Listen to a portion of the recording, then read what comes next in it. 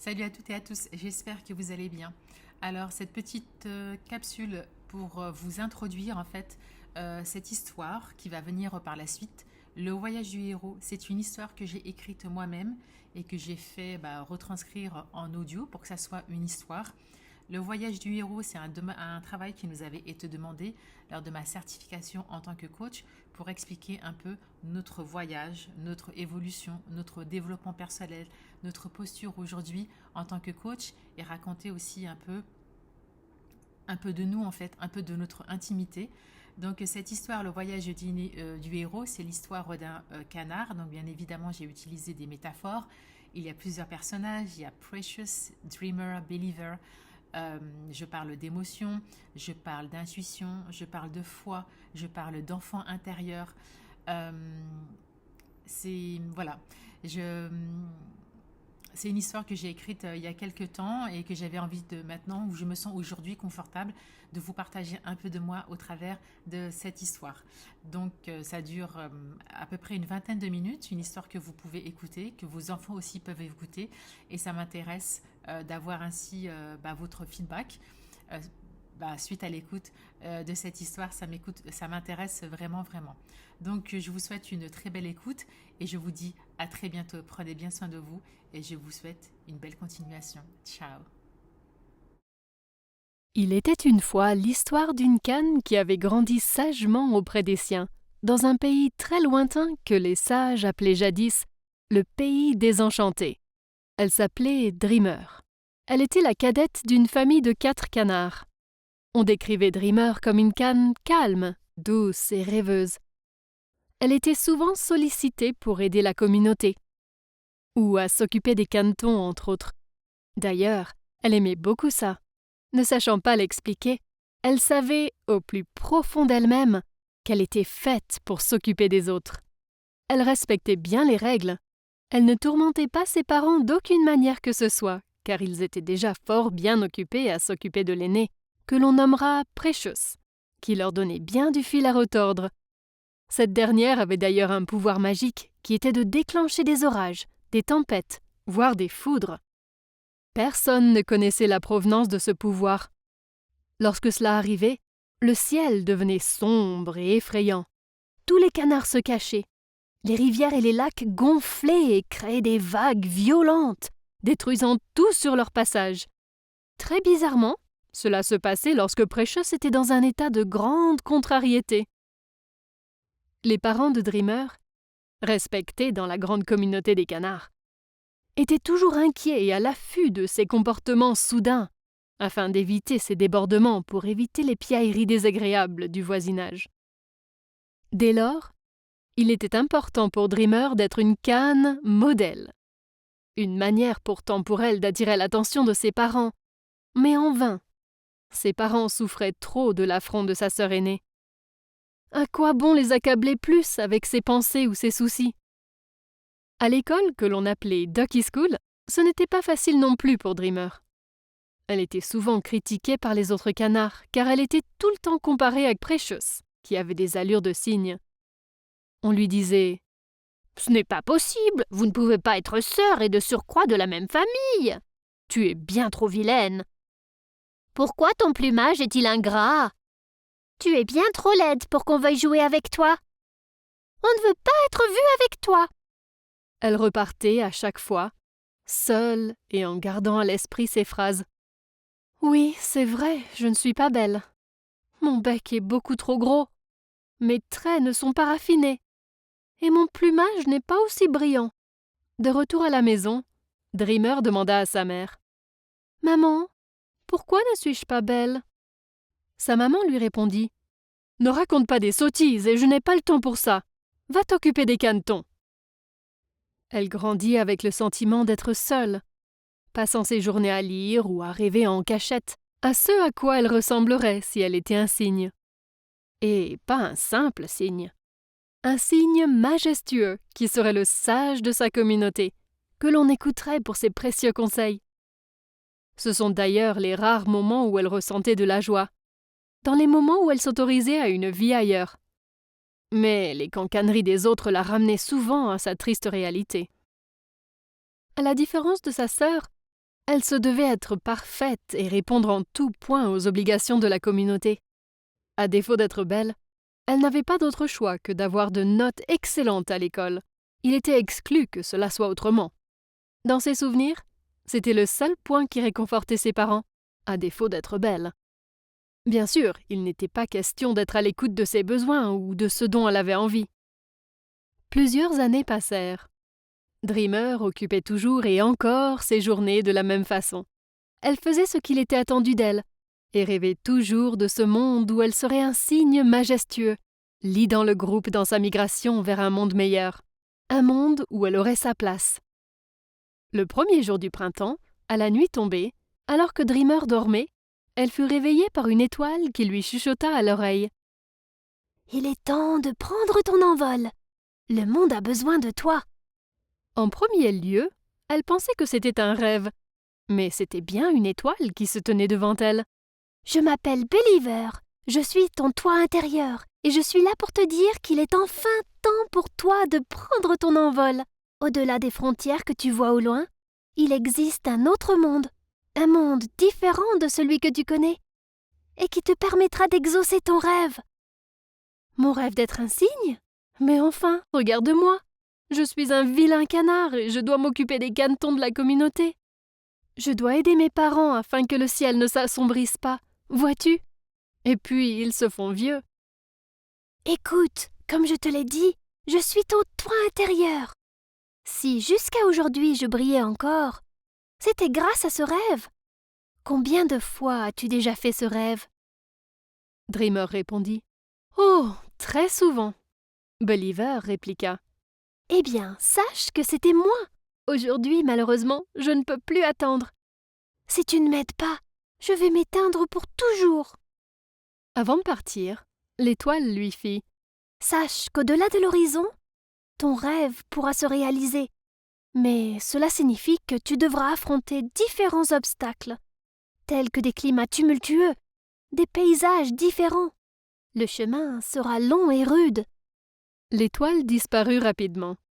Dreamer, abasourdi, répondit. « Et c'est tout ? Mais enfin, ne me laisse pas comme ça, s'il te plaît. » D'un seul coup, il se mit à pleuvoir. « Mais enfin, pourquoi pleut-il ? Est-ce moi qui ai déclenché cette pluie ? » C'est bien la première fois. Dreamer se sentit bizarre. Elle fut envahie ensuite de multitudes de questions auxquelles elle n'avait pas de réponse. Elle était rongée par l'idée d'abandonner sa communauté afin d'aider son quoi déjà ? Dreamer pensa « Qu'est-ce qu'elle a dit ? Le moi intérieur ? Bizarre cette étoile. Et puis cette pluie ? Était-ce un signe ?» Dreamer se recoucha. Le lendemain matin, elle ne sait pas pourquoi, mais l'envie lui prit d'aller raconter son histoire à sa mère, qui se moqua gentiment d'elle. « Tu as trop d'imagination. Arrête avec ces sottises et va t'occuper des canetons. » Dreamer ne sut pas quoi répondre, et d'ailleurs ne répondit rien. Elle sentit des larmes envahir ses yeux qu'elle stoppa. Elle répondit « Oui, pardon, je vais m'occuper des canetons. » Il se mit à pleuvoir. Sa mère vint la voir et lui dit « Mais enfin, que se passe-t-il ? Pourquoi pleut-il ? Ta sœur est calme, je ne comprends pas. » Dreamer, intriguée, pensa et se dit à elle-même tout haut « Oui, en effet, c'est bizarre. Est-ce toi l'étoile ?» Et là, un arc-en-ciel apparut. Après quelques minutes de réflexion, Dreamer se dit « Ok, j'ai compris. Cette nuit, pendant que tout le monde sera couché, je m'envolerai. » À la tombée de la nuit, en s'assurant que tout le monde était bien couché, Dreamer se leva discrètement, utilisant la lueur des étoiles comme guide. Elle tâcha de prendre soin de ne pas faire trop de bruit. Et là, un énorme, glacial et soudain courant d'air frais, sorti de nulle part, l'envahit d'un seul coup, mais elle se précipita vite de s'envoler pour l'échapper. Ouf, je l'ai échappée belle. Dreamer vola des heures et des heures, utilisant la lumière des étoiles pour la guider et gardant le cap sur cette frontière au loin magique, qui lui était inconnue et décrite comme maléfique autrefois par les sages. En effet, petite, les sages avaient pour habitude de raconter aux canetons que quiconque essayait de s'aventurer au-delà de cette frontière se brûlerait soit les ailes, soit ne reviendrait plus, ou soit serait transformé en poule d'eau. La légende racontait que la traversée était tumultueuse et pleine de péripéties. Au travers de ce voyage, nombreux sont ceux qui rencontrent des monstres de tailles et de couleurs différentes. Ses parents lui avaient fortement et formellement interdit de se poser toute question au sujet de ce monde irréel. C'était interdit et puis c'est tout. Le voyage fut très fatigant et ne fut pas sans embûches en effet. Lors d'un atterrissage dans une terre inconnue, elle aperçut au loin une petite maison dont la cheminée fuma. Elle s'approcha et vit des animaux à plumes qu'elle n'avait jamais vus auparavant. « Bonjour, je m'appelle Dreamer », leur dit-elle. « Que veux-tu » lui répondirent en chœur le coq, la dinde, la poule et le faisan. « Tu n'es pas la bienvenue ici. Qu'est-ce que tu es laide? Où comptes-tu aller comme ça ?»« Je veux aller au-delà des frontières pour réaliser mon rêve, qui est d'être un cygne majestueux, » répondit Dreamer. Les animaux de basse-cour se moquèrent d'elle. « Il n'y a que les laids qui peuvent croire à ça. Un laid reste laid. » Il se mit à pleuvoir. Dreamer repartit penaude et reprit son envol. Une fois tout là-haut dans le ciel, elle sentit le soleil chauffer ses ailes. « Merci, monsieur Soleil. » Pendant toute cette traversée et lors de ses arrêts pour se reposer, elle rencontra des chevaux, des chats, des moutons, qui lui firent les mêmes remarques désobligeantes. Et Dreamer de nouveau ne s'attardait pas et repartait penaude, avec toujours des sensations désagréables dans le corps, et une fois encore, elle s'empressait vite de les balayer. Après plusieurs jours, Dreamer comprit quelques messages de Believer. Elle rencontra en effet plusieurs monstres qu'elle n'avait jamais vus auparavant, et qui l'accablaient toujours sur son physique et se moquant de son rêve. Bizarrement, suite à ces rencontres, le ciel haussait le ton.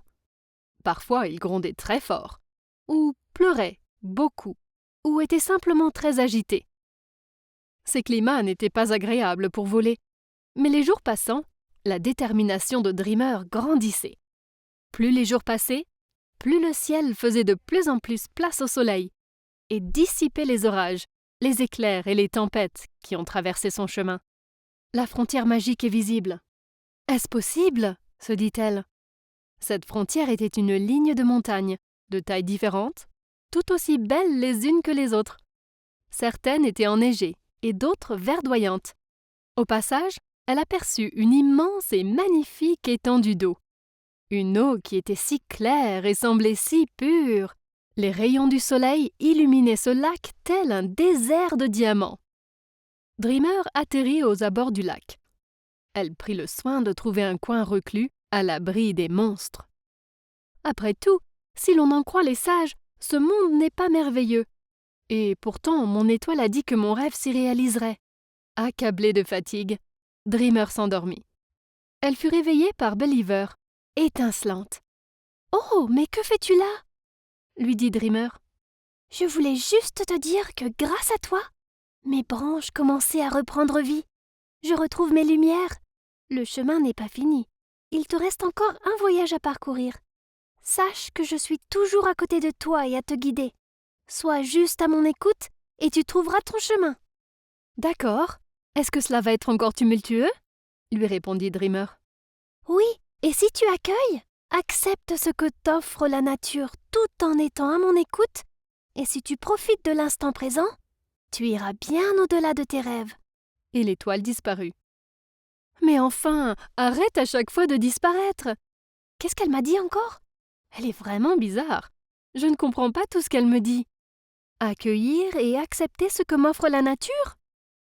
Au lever du matin, Dreamer entendit de forts battements d'ailes. Elle se dirigea vers le lac et vit une lignée de majestueux cygnes blancs qui venaient de se poser sur l'eau. Elle les observa au loin. Ils se dirigèrent vers la terre ferme et se regroupèrent en cercle. Mais que faisaient-ils? La curiosité l'emporta sur sa timidité et sur sa peur de les rencontrer, se rappelant des mauvaises aventures lors de sa traversée passée. Tout subtilement, elle s'approcha et d'une voix douce leur dit « Bonjour, je m'appelle Dreamer. » Ils se retournèrent vers elle et lui répondirent en chœur « Bonjour Dreamer, es-tu seul ?» Dreamer leur répondit « Oui. »« Eh bien, tu ne l'es plus maintenant. Joins-toi à nous » répondirent les cygnes en chœur. Dreamer ressentit une forte chaleur dans son cœur et sentit ses ailes se durcir. Bizarre, que m'arrive-t-il? Elle décida de ne pas y prêter attention. Le plus important est qu'elle avait été bien reçue, et elle ferait de son mieux pour être parfaite afin de bien s'intégrer. Believer m'a bien dit, profite de l'instant présent. Les jours passant, Dreamer s'appliquait à se faire discrète. Elle prenait l'initiative de s'occuper des bébés cygnes. Après tout, c'est ce qu'elle sait faire de mieux, non? Pensait-elle tout haut. Elle passait donc ses journées avec le groupe. Il y avait une dizaine de cygnes. Ils étaient tous très beaux et différents. On les appelait les Singing Birds. Ils étaient tous très gentils et toujours prêts à prêter main forte. Les sages, au nombre de 3, que l'on nommait les Singing Wises, leur donnaient des cours chaque jour sur les grands enseignements de la vie. Il arrivait parfois de les voir partir en petits groupes et ne revenir que quelques minutes plus tard. Ils revenaient à chaque fois avec une allure plus forte et les yeux plus brillants. Pratiquaient-ils de la magie? Un jour, alors que Dreamer rêvassait, un des sages était venu la voir et lui avait annoncé qu'elle pouvait participer aux classes. Ce qu'il avait observé d'elle lui avait confirmé l'idée qu'elle pouvait participer. Elle allait enfin découvrir ce qu'il faisait. Le sage lui dit « Sache qu'en intégrant ce groupe, tu travailleras dur. Le chemin aussi ne sera pas sans embûches.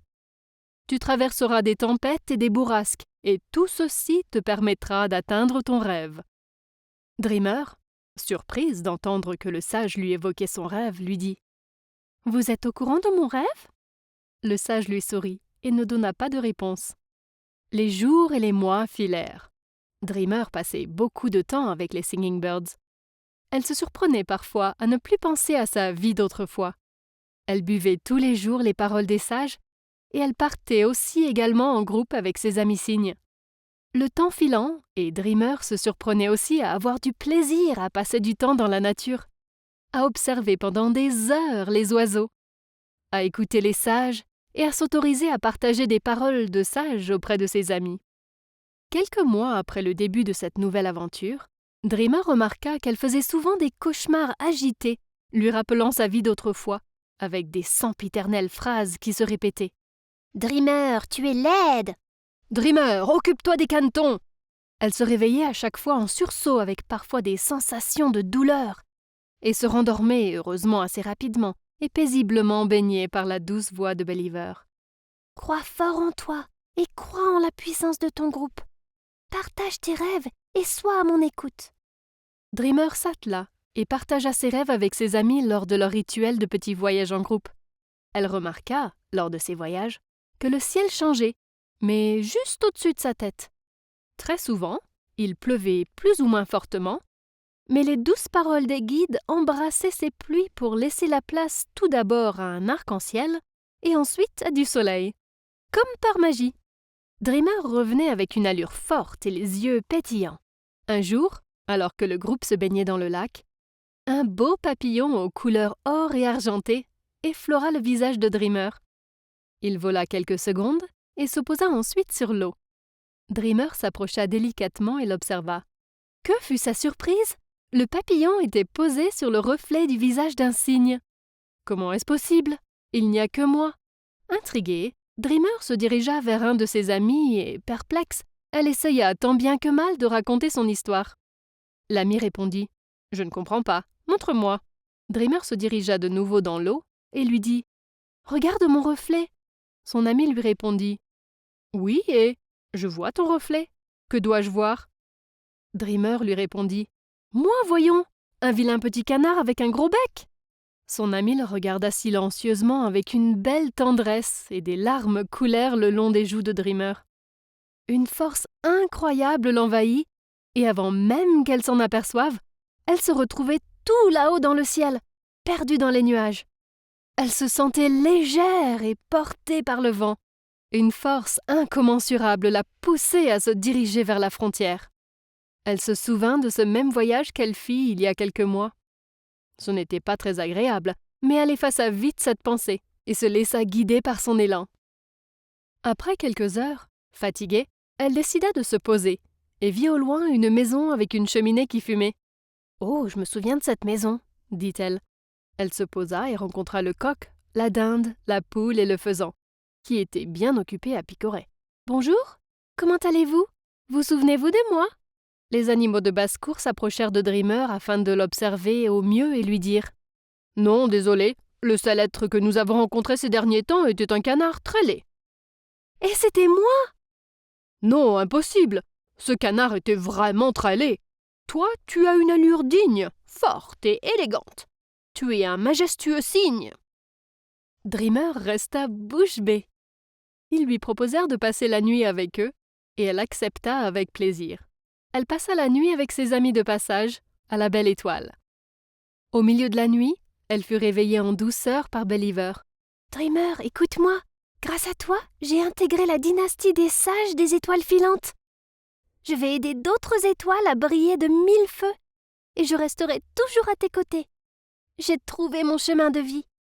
Continue ton chemin. » L'étoile disparut, comme d'habitude. Dreamer se recoucha paisible. Au lever du soleil, Dreamer repartit avec le sentiment très fort d'accomplir le voyage du héros. Elle comprit le message très fort de Believer sur le parcours accompli afin de réaliser son rêve. Elle décida de retourner vers les siens, car aujourd'hui, elle se sentait l'âme d'un cygne majestueux qui allait raconter son histoire, en tant que sage, auprès des siens. Sa morale de l'histoire serait « If you can dream it, you can make it ».